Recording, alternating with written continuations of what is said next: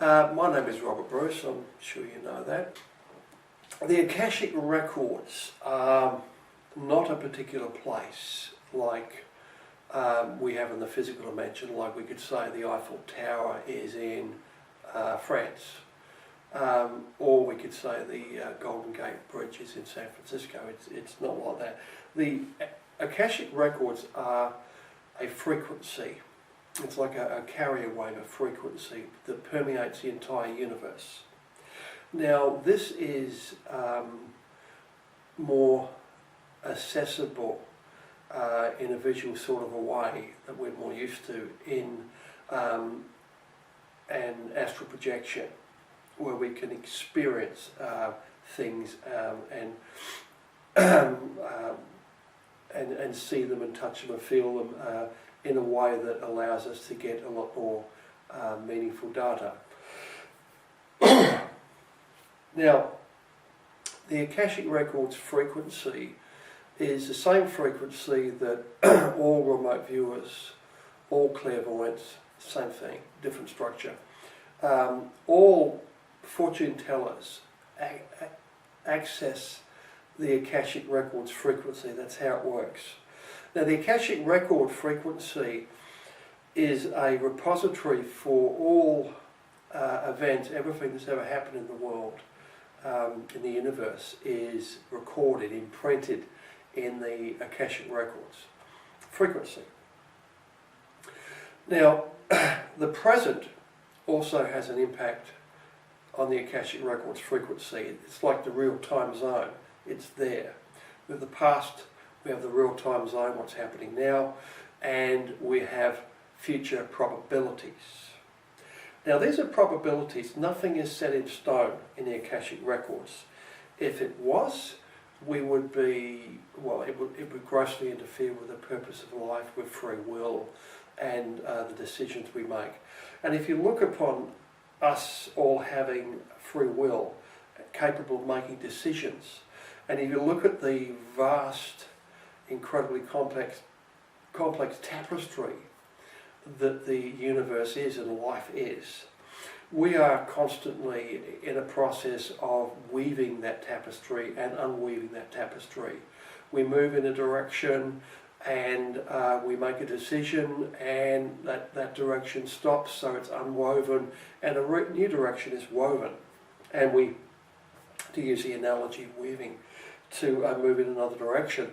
Now, because of this constant flux, particularly with people, because we're kind of fickle, we have whims and flights of fancy and that, and if we go to town, for example, there may be 3 particular routes we can take. We can take the coast road, we can go for the middle of town, we can take the high road for the hills, equal distance, equal traffic, and you'll just get a whim, I think I feel like driving by the ocean today, or I think I feel like driving through the hills.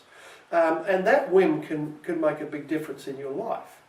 And a whim is often the movement from your own higher self, nudging you in a particular direction. I mean, if you take the coast road to go to work, you may get there uneventfully. If you drive through town, you're going to have a car accident and be put off work for a while, which is going to radically alter your life. You'll meet different people, move in a different direction. Going through the hills, maybe something else will happen, move you in a different direction. So there's a lot of things in flux, and the further they are in front of us, the more flux there is. And sometimes big events also depend upon lots of little things happening, tiny little things, little coincidences and synchronicities. I'll give you a really life example here to see this in action. A man I know in England used to be in the American man. He used to be in the American Navy. He was a commander. And one day in his 30s, he was stationed in Japan many years ago.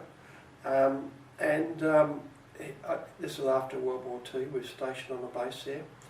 And he'd been there several years, single guy in his 30s. And one day he was going to go to work on the base and decided not to take his car. as he normally did, he decided it's such a beautiful day, he was going to take a bus, which means he could walk part of the way and catch a bus and enjoy the sunshine.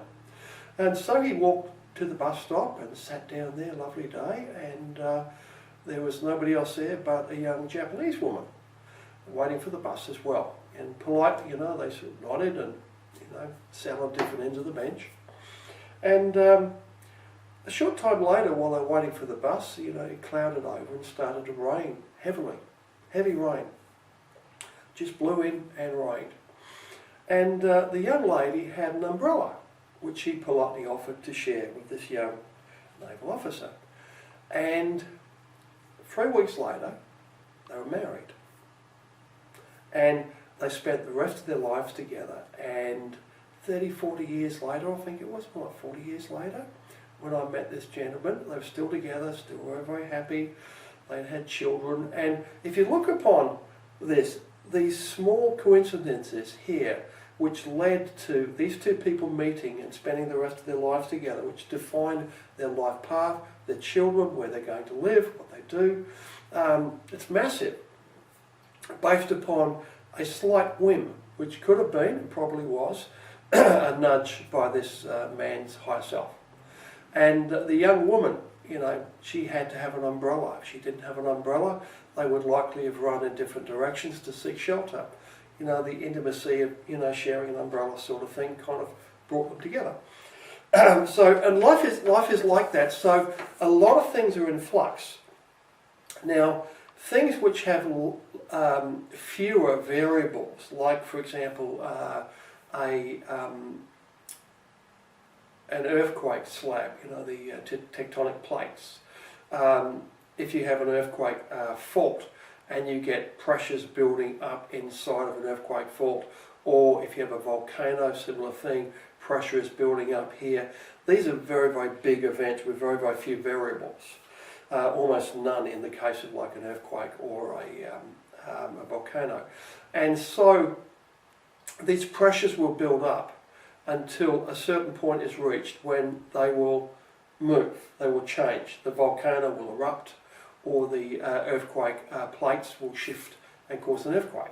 Now, very few variables and very, very predictable, very, very solid in, you could say, the Akashic records frequency. It's a similar thing to a war. A war often depends upon maybe a lot of variables involved, but they're very, very focused. When you have a lot of people involved, there's less variables because a lot of people, like a whole country particularly, moves like a herd. It's easier to predict the movement of a herd than it is to predict the movements of a particular animal. Like it's easier to predict the movement and the course of a river than it is to predict the course of a single droplet on a pane of glass. So and people are like that. So my point here is that the events in the future that have fewer variables and are much more force behind them become much more visible and stronger in the Akashic records. Therefore, you can see them more easily. They're much more solid. And things which are smaller that have a lot of variables, often you will find they are weaker. And what you see now is the point I'm trying to make here. What you see in the Akashic records now in the future may change as the variables change, as you make decisions, as other people make decisions. For example, if you want to see in the future how many children you're going to have and who you're going to be married to, then there could be if you're single and 18, there may be a huge amount of variables involved, like the man and the lady at the bus stop. Lots of fickle little things here, and lots of other people involved meeting this person. And who you're going to marry will define how many children you're going to have, or if you can have any, where you're going to live, what you're going to do, and a lot of things involved in these small actions and decisions that we take further back here. So there's a lot of variables there because we're fickle. We can change our mind, make another decision, and everything changing. So the point I want to make here is that when you see something clairvoyantly through remote viewing or through the Akashic records, there are variabilities here, and what you are seeing may or may not happen. because you are seeing it, there's a likelihood, this is a probability, okay, and the probability will be a strength of like 1 to 10, will sometimes be picked up on how solid and how detailed this event is. What I don't want you to do is to see something in the future and then set your life accordingly to it. Make changes in your life according to what you've seen in the future. Now sometimes that's warranted, like if you see into the future and you say a tsunami, a tidal wave coming, and you live on the beach, and or a great storm or something, and you can see great danger there for yourself. Very wise to take action, maybe move a bit further inland, somewhere a bit more elevated, if you see something like that. But just keep in mind that these things are not set in stone. It pays to have a good think about these things when you see things in the future. Now, based upon that, your mission here, should you choose to accept it, is to go into the Akashic records through the Astral and bring back something meaningful. And I'm suggesting here that you pick something which is going to be a fairly solid probability. So I would suggest asking for and focusing on a major world event, like a major storm or an earthquake or something, a major natural disaster. Now, natural disasters are good to focus on because they have a lot of energy around them. The more people who are killed in an accident, sadly, the more energy there is around it. When you have great loss of life, you have a lot of energy there. So your chances are with that energy, you're going to bring back some pretty accurate data. And so it's a good first target. You might want to see a future war, a future earthquake or tidal wave, something, a volcano erupting or something major. So have a think about this and choose a particular target. Major natural event occurring. You might want to see, think about it, something major. You don't have to do this. You can have something, pick anything you like, but try and pick something fairly big, fairly major. It could be, you might want to pick the person you're going to get married to, or the children you're going to have, or something like that, or where you're going to be living in 5 years' time, something like that. And also, ipsnay on the seeing when you are going to die, because trying to see the events surrounding your death is extremely difficult because your higher self then gets involved. It's almost like this is forbidden knowledge, and your higher self, which is inside of you, is a part of you, will tend to block that off, because if we did see that and trusted that we'd seen our actual death here, that could cause us a lot of problems in the here and now and severely disrupt any plans we might have in life and how life is going to proceed for us. It would be a big change and a bit too much for most people to handle. I think this has been done in the past by masters and people who are highly evolved, but viewing them on the Akashic records is probably not a good idea, even if you could do it. And I think, I have tried. What tends to happen there is when you try to look in those areas there, it causes a lot of movement inside of you from your higher self, and there's a load of psychological factors which will tend to throw you out of the state you need to be in to get the information. Anyway, your method of getting into the astral planes and the Akashic records may differ. You may, depending upon your particular talents and your particular abilities, you may, for example, be quite clairvoyant and you have visions, then it would be natural to use clairvoyance to access the Akashic records because you're all looking at the same thing, just from a different angle. So you may be really, really good at lucid dreaming, and you can use lucid dreaming to access the Akashic records in the same way as if you were having an astral projection. But that being said here, I will talk as if you were going to have an astral projection. Now, first of all, form the intention, have a think about your plan. You are going to go to the Akashic records, this big library-like structure. Even though it's a frequency, there is, in the collective consciousness, built up over centuries, there is a structure with big columns and pillars, very much like a big library. which is commonly related to the Akashic records. So it's a structure which can be used. So you need to get into the astral planes, and however you do that, you may want to use astral phasing, astral projection, or even lucid dreaming. You can do the same thing. But let's say you exit your body and you're out in real time and you've had to think about this, you know where you're going to go and you know what your target is, your target information. You want to see the next major natural disaster. You might want to see the next major tsunami that's going to hit in the world, if there's one somewhere. You will keep that in your mind, and you will first make a command. You will visualize the library-like structure. I'll show you a picture of that. And you will visualize that in your mind, and you will see it as strongly as you can, and in the astral it will start taking shape in front of you, or you may have an image of it in your mind's eye, and then you make a command, and in the astral you say it loudly, you speak it loudly and firmly. Talking to your higher self, you say, take me to the Akashic records. And repeat it if you need to, take me to the Akashic records. And if all goes well, you'll feel a shift, a movement. You might feel a force grab you and move you to the Akashic records, and you will find yourself on the steps. If you're using astral phasing, you may with astral phasing, you start through a meditation. You have a very detailed meditation. You walk out of your house, you walk down the street, remembering as much detail as you can. You're in an altered state, and the idea is to lose yourself in the visualization of this. While you're imagining you're walking through town, using your memory to guide you, and you keep walking around, and then you want to walk maybe up in the hills. You might walk to a place that you've decided will be a jump-off point into the astral planes.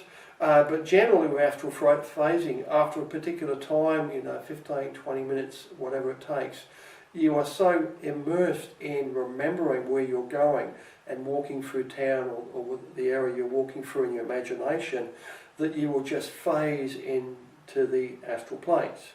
And once you are there, you go back to plan A, which is you're visualizing this place and you make a firm command. Speak it aloud if you can.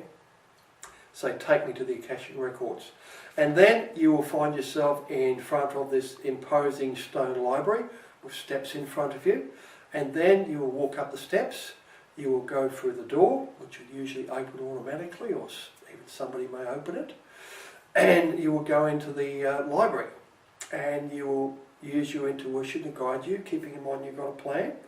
And you want to go to the room which shows the type of information you want. So if you want to see the next major tsunami, or the next major earthquake, or volcanic eruption, something big and tight, or the next major war even, you let your intuition guide yourself to the right room. You're there with a purpose, and you sit down and you open a book. You may take one off a shelf, there may be one on the table for you. There's usually one on the table. There may even be a computer monitor there, and just by looking at it, reaffirming your intention and make the statement there, I want to see the next major earthquake, I want to see the next major volcano, or something like that, whatever your target is. Speak it out there and the screen will respond. But if you open a book, same thing. Open a book, just open it at random, intending to see this, and you'll find the pages of the book are like a computer monitor with this. There'll be a visual there. Now, once you have a visual in the Akashic records, you're not reading words per se. You will have a vision, and the page will have a picture on it, and you will look at that, and you will feel yourself moving. The picture will get bigger, and you'll feel yourself moving towards it, and you'll feel the picture moving towards yourself. And feel this happening and intend to enter the picture.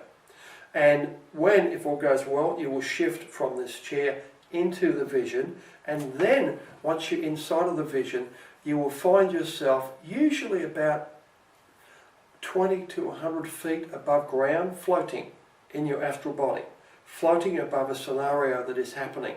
Now, then you can move around, fly around just like a normal astral projection, but you are witnessing an event of the future.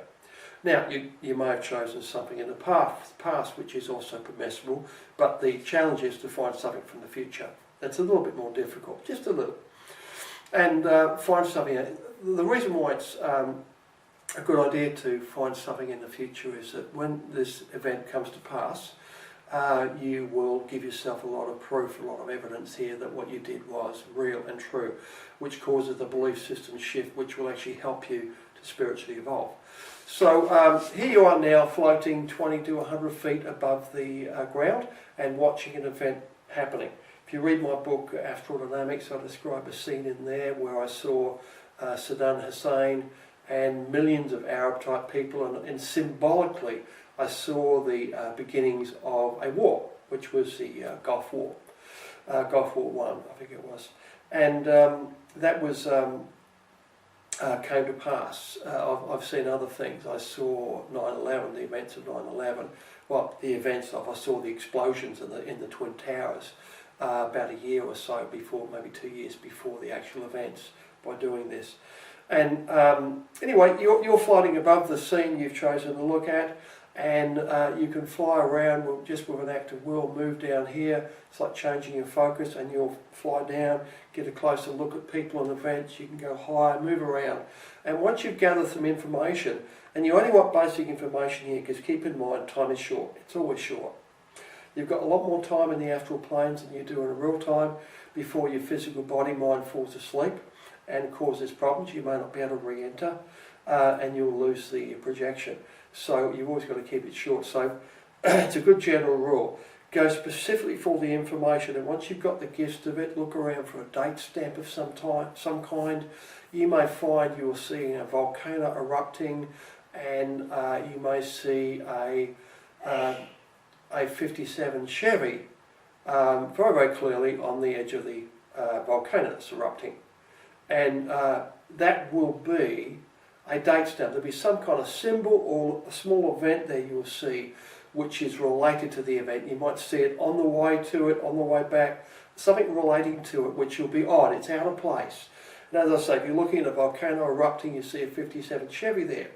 Now, that could be meaningless to you at the moment, but that is a date stamp and a signpost. When this event is about to happen, a 57 Chevy will come into your life somehow, will become significant. You may, for example, be driving through town and you may have a minor accident where you'll have a fender bender with a 57 Chevy, bang. And it's like, whoa. Or something might happen. You might enter a raffle where they're raffling one off, something like that. It'll become significant. You might see a car battery there and some jumper cables and booster cables. You might think, oh, that's strange. But then the date stamp for this may involve a battery. You're driving through town, or you get out into your car, you go to start it up, your battery's dead. So you need to get another battery. So you have to go and get the battery and put it in, or you may get a jumper lead on the way to getting a battery. But these things in the date stamp and the signpost here will be significant, and they will indicate that the events that you see in the vision, in the Akashic Records viewing, will, are about to take place because they're related to the date stamp of the event itself. So always keep an eye out for a date stamp of some kind, some symbol or something. It could be something odd, might be a cat even, something odd that will be related to that event. So keep it quick, just get the gist of this information when you enter the vision, and then have the intention, the will, of shifting back into your body again, not into your body, but into your astral body, which is sitting in the chair in front of the view.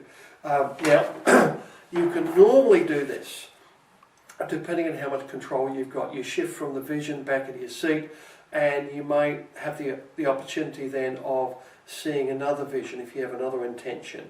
But that's usually not a good idea. At that time, you've got some information, and it's difficult enough to bring information back from the future as it is, or even from the past, because of the time constraints and many other factors here. So grab what you can in that vision, leave the library, or just intend to be back in your body right there. I would make the command, take me back to my body. And say, before then I would say, I will remember this information. and you go through it in your head. I remember seeing the volcano and the 57 Chevy, and these will become your keyword entry words. So you build up a bit of strength with that, holding the 57 Chevy and the volcano in your mind, and then you will say the words like, take me back to my body. I will remember everything. Take me back to my body. I will remember everything. Take me back to my body. And or you could say if you can feel your body, and there's often a bit of tension between yourself and your physical body, you can almost feel it breathing. You're still aware of its presence, and it's very easy. The slightest, in that case, the slightest thought of your physical body and where it is will tend to shift you back into it immediately.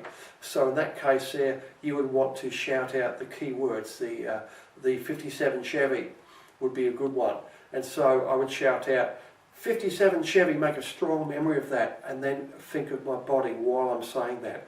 And if all goes well, you'll wake up in your physical body with 57 Chevy in your head, and then the earthquake or the volcano.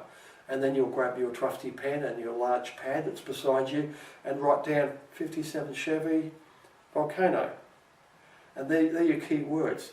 Then comes the work of trying to pull the associated memories back with that and write down the whole experience using dream OBE recall methods. And then you start writing down the whole experience about the exit, what you experienced, how you got there, and things like that. So you've got the whole experience down. Now, this can be applied to anything, whether you're using clairvoyance. You can, once you become clairvoyant, you can visualize the library scenario and visualize yourself moving inside of it when you can see it. Even try to shift from your body, from when you're having the vision, try and shift into the building itself, which is like shifting into the book picture. If you're shifting into an Akashic record, you feel yourself shifting into it. If you're having a vision of something, try and feel yourself shifting into that vision of the Akashic library and feel yourself moving into it there. It will usually cause a shift to occur. These days, that is my major OBE exit method. I meditate, relax a bit, have a vision of something, or visualize a place I want to go, and I feel myself shifting into that, and I shift into it. So I find it a lot more convenient and faster than going through the the normal relaxation, deep relaxation OBE exit method as well. I do that occasionally as well, depending on what I want to do. So keep in mind, whatever your strongest abilities, you can find a way to use that ability to access the Akashic records and get there. And hopefully this is a visual ability, because the Akashic records are fairly visual. You'll get images, you'll get scenarios, which you can see and hear firsthand, and then bring that back to your body. So good luck, and I look forward to hearing some of your results. Bye.